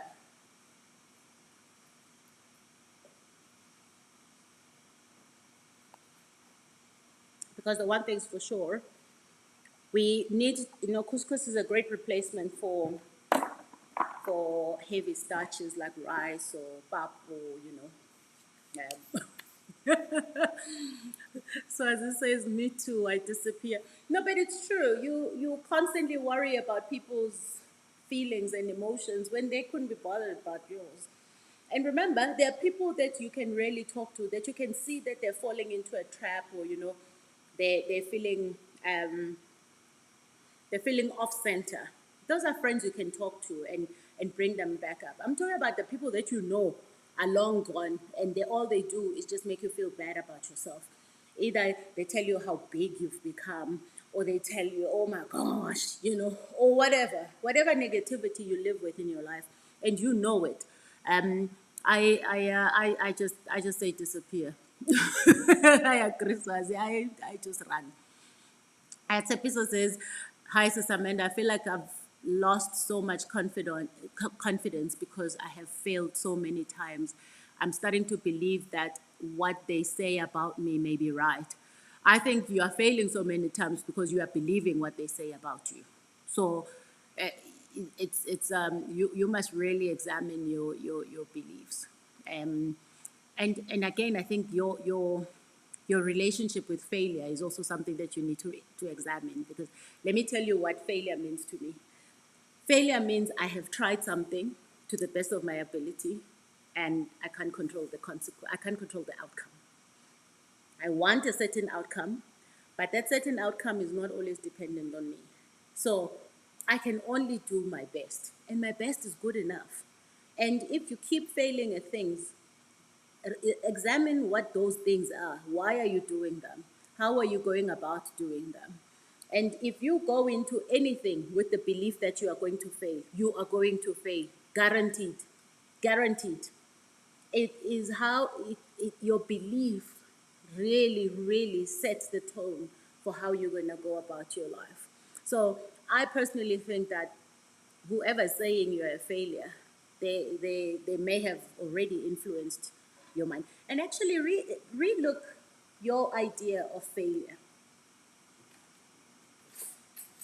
Relook your idea of failure. What does failure mean to you? And not everything you do is going to give you the desired outcome. That's just life. Sometimes you take one path going to somewhere and then you realize there's too much traffic, you're stuck there. Or you take another turn and you go try another route. To me, that's my idea of life. I try something, it doesn't go the way I wanted it to. If it's something I really believe in, I'm going to try it again.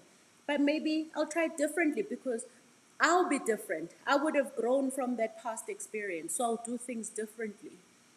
So I don't see failure as this huge negative thing over my head. I just see it as a stepping stone to what I need to learn. And some failures are costly, some are not. But it's about what you believe failure means for you.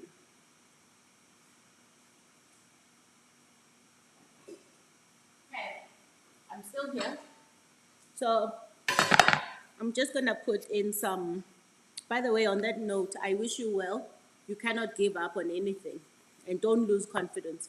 You should be gaining confidence from the lessons you are taking from these things. Again, I think you should watch this session and time and again, because it's your perception of what happens to you that ultimately matters and brings you the ability to withstand hardship. I really think you should revisit those people around you. I'm getting angry on your behalf. All right, so here's what I'm gonna do. I've got some couscous here. I like the Mediterranean couscous because it's flavored. So there's a touch of spices and things. So I'll make, okay, so you'll see this couscous is very easy to make. Just show you now what I'm making. Look, this is the couscous, this is the water.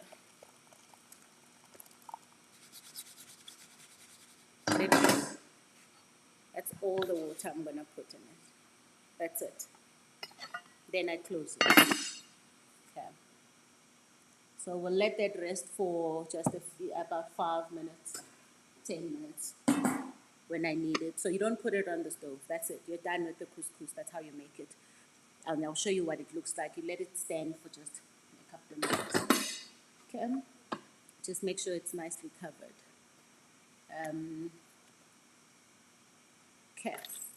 All right. Where's the question? Thank you, Dineo. It says definitely this session is everything. I appreciate that.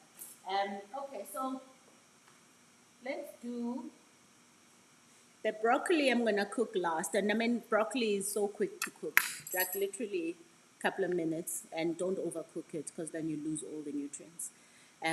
So I'll that will be the last thing I do before I dish up.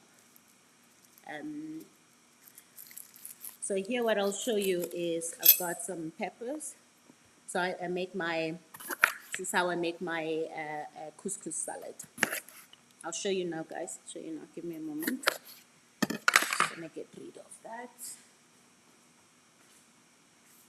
Okay. So with the couscous, and you'll see it's gonna just, it comes out perfect. fluffy, and you just add whatever else tickles your fancy. So I use, for this one, I'm going to use some peppers, different color peppers, and some cucumbers. But I'm also going to add some roasted cherry tomatoes and fresh cherry tomatoes. So I also have some fresh cherry tomatoes, which I'll add. So the with I cut them quite. I mean the cucumbers, I'll cut them into little pieces because it's a salad. You don't want like chunky cucumber. Depends on how you eat your salads. So, but with this one, I'm gonna cut into tiny little pieces so that it's easier to eat. So you see, you can make your 7 colors or whatever 8 color lunches, not using your traditional 8 color type meals.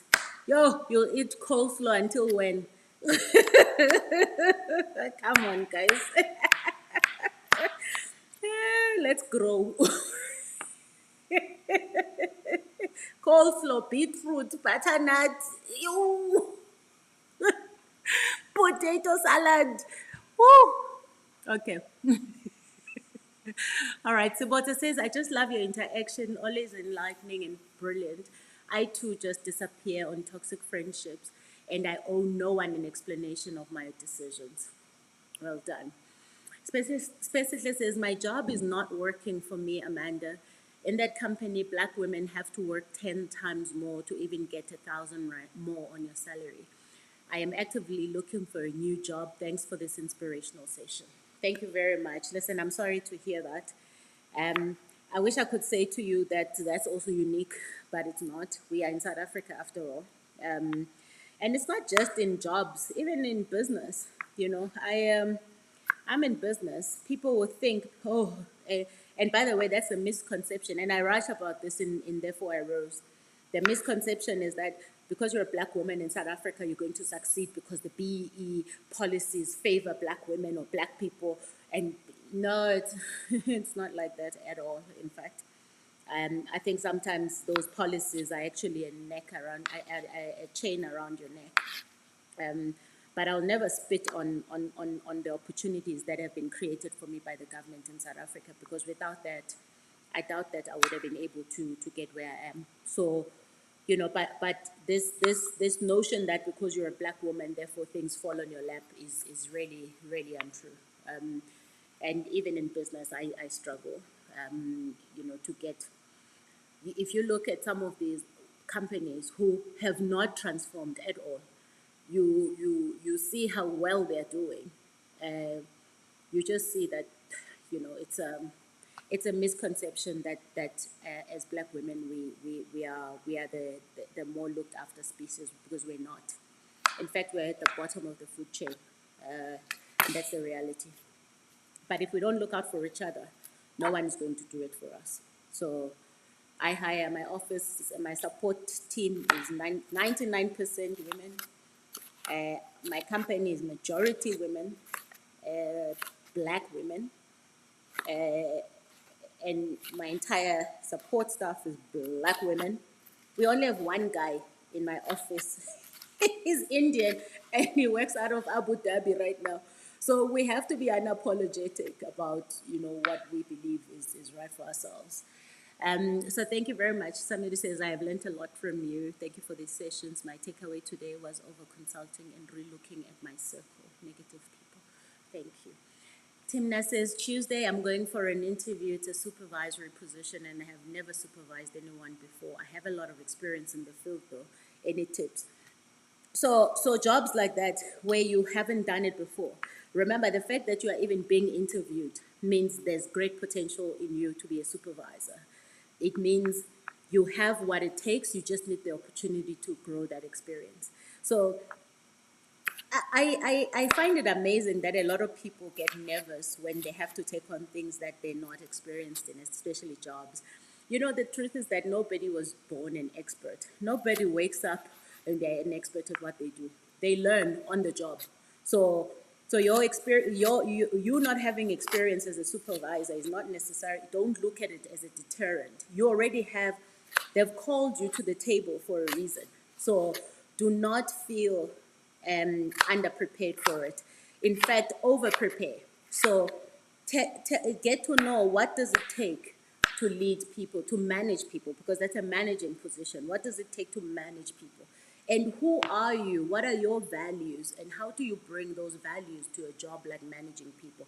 In fact, you think you haven't supervised people before. You probably have, because you probably had to overlook a piece of work, supervise a piece of work. You probably had to run an initiative, but because you didn't get the title, you were thinking you don't have the experience.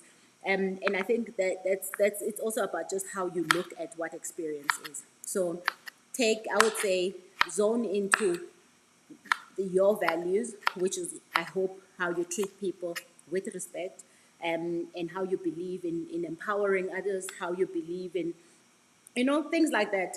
I'm giving you tips now to say what to say. You take initiative.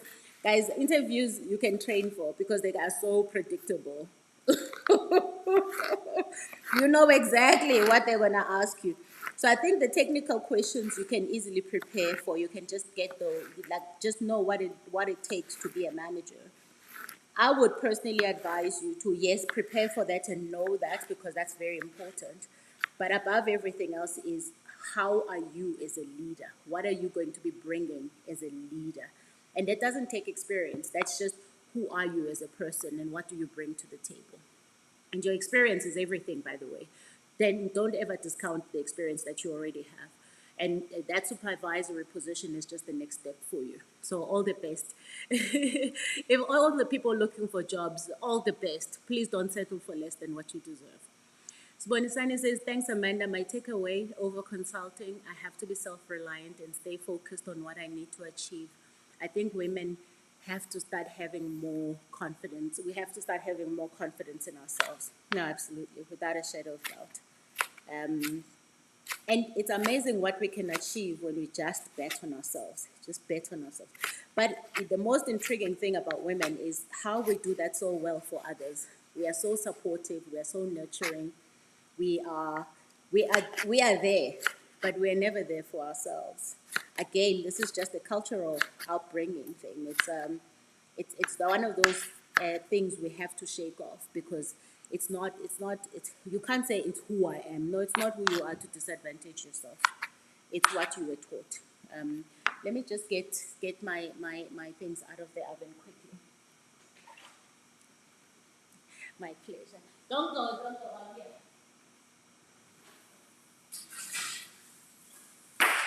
Okay, so this is how beautiful my roast potatoes are looking. So can you see those? Those look pretty good. So those I'm gonna just keep warm,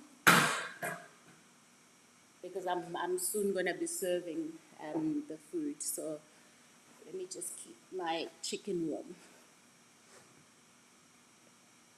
Did you see it though? Did I show you? Just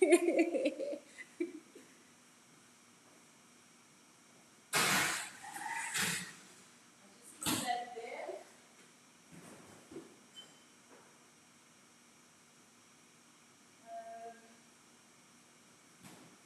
Okay. So I'm here. All right. So I'll just show you how I've chopped off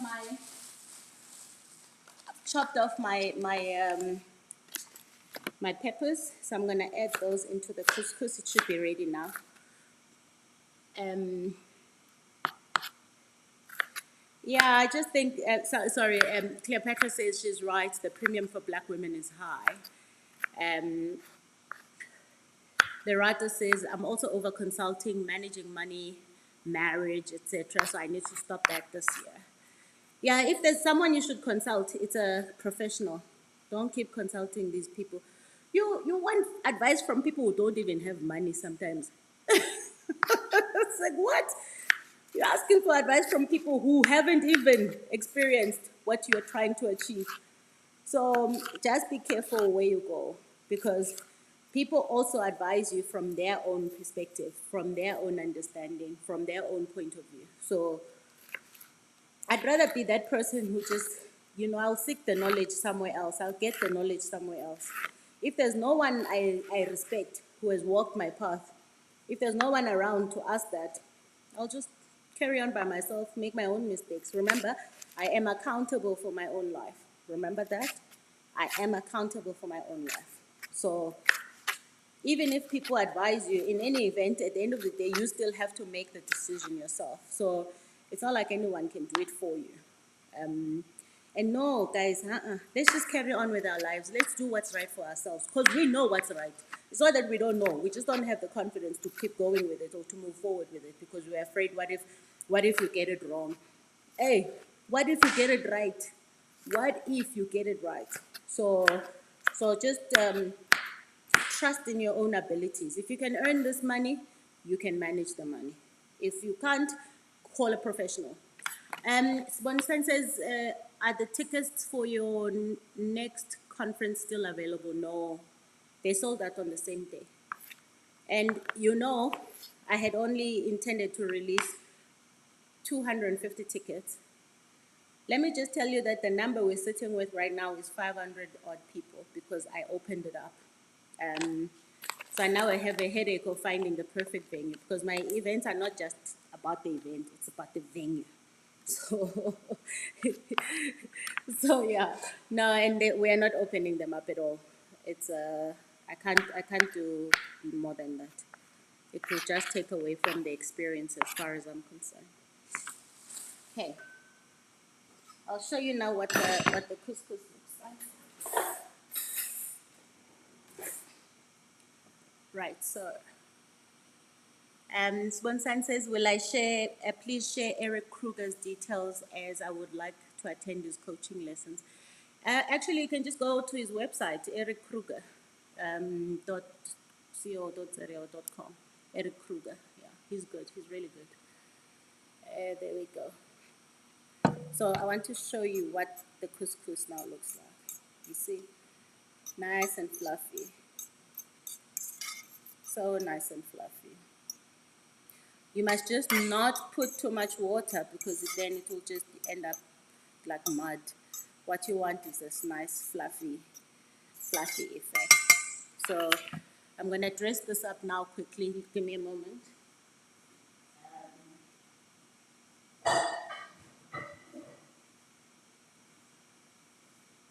So I'll dress this up.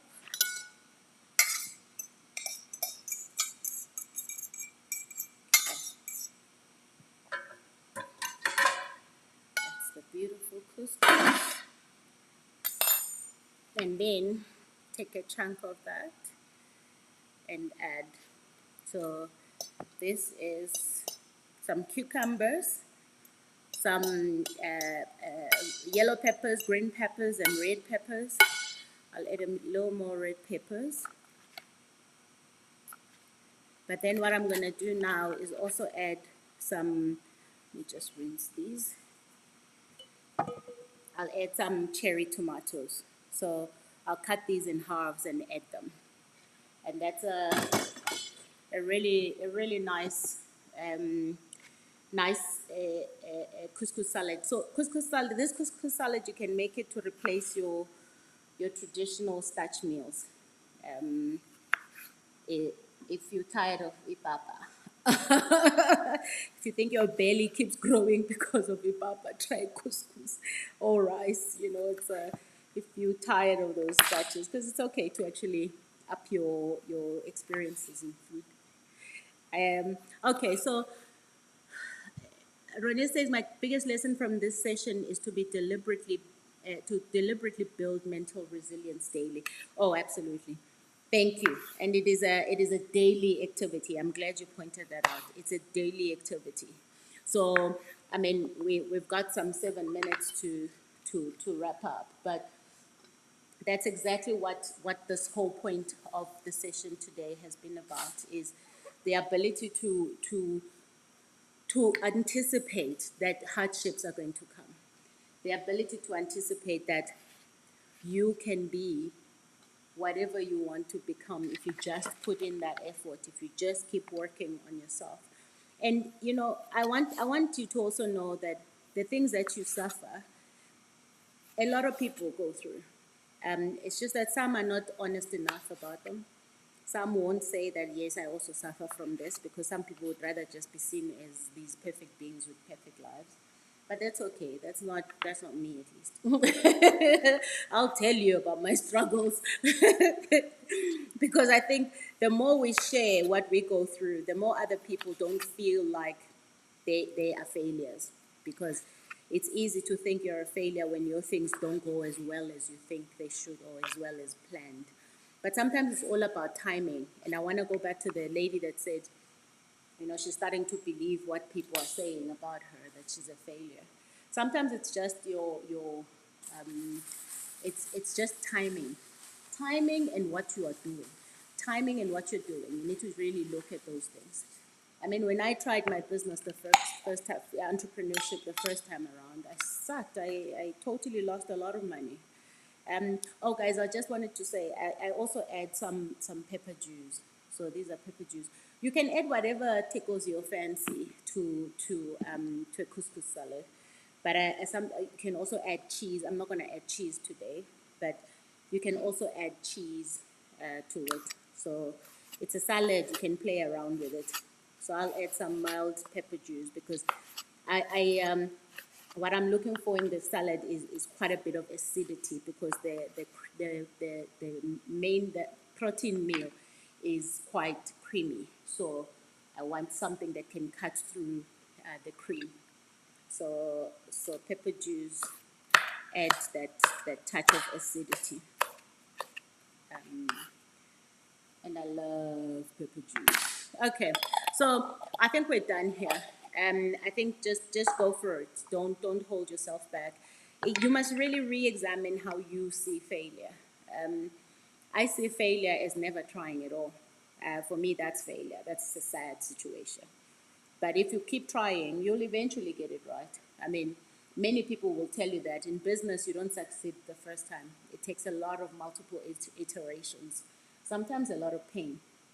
So, so don't think that there's something wrong with you. There's nothing wrong with you. Even in life, you may be in wrong relationships because maybe you haven't quite figured out who you are and how you show up for yourself. And just know that you can change all of those things. So if there's one thing that I really would love for you to take away as well, on top of what you've already taken away, thank you, is the fact that there is nothing that is permanent. There's nothing you can't change. And you cannot sit there and say, oh yeah, no, but this is how things are, this is how they were always done. Or you keep falling for the wrong people, keep falling for people who abuse you. And you say, oh yeah, but my grandfather was like this, my father was like this, my mom was like this. No, you're just giving yourself excuses not to try. So don't give yourself excuses not to try. Just try your life. Just try and learn. You will. I promise you, you will learn from trying things, from doing things, and from boldly living your life. So I hope that you start having a little more belief in yourself. But these things are not going to happen by themselves. You're going to have to work on them. You're going to have to do something. So invest in yourself. It's the one thing you will never regret. Time with yourself is something that time invested in yourself is something that you'll never regret. Okay, before I let you go, you have to see my couscous salad. You have to. Look at that. How beautiful is that? Okay, look at that couscous salad. And then what I'm gonna do, and then I'm just gonna add some vinaigrette. So just a touch of vinaigrette to give it a little more acidity. And this is gonna go with the roast potato, baked potatoes, and some creamy chicken. Thank you, guys. Thank you so much for joining. I really appreciate it. I appreciate your time. Thank you, thank you, thank you, thank you.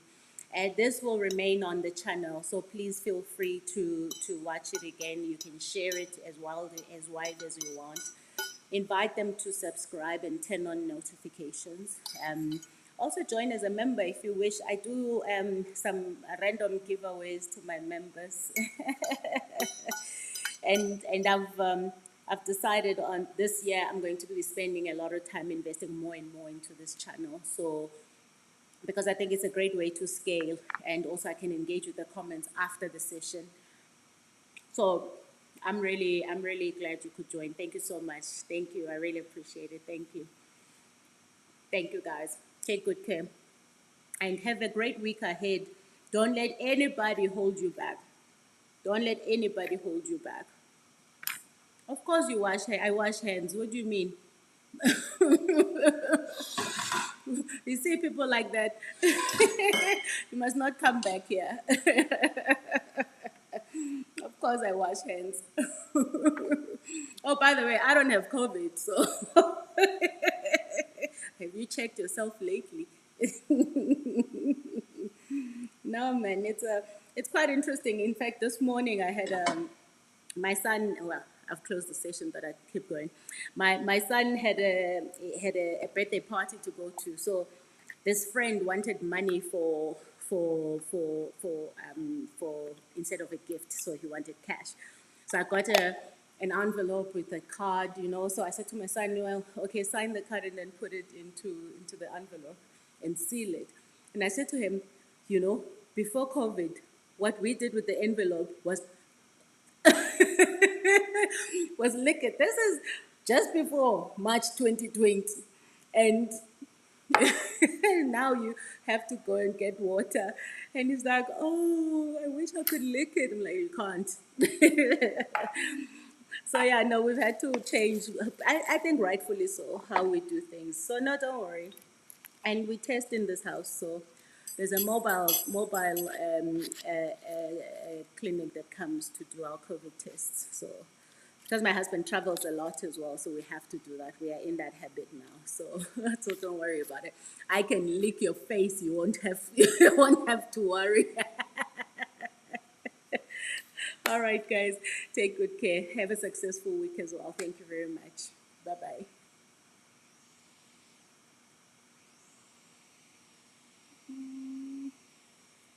Okay, and oh, I'm busy touching it. I forget my laptop is not touch screen. Bye. See you next week. Yes, same time.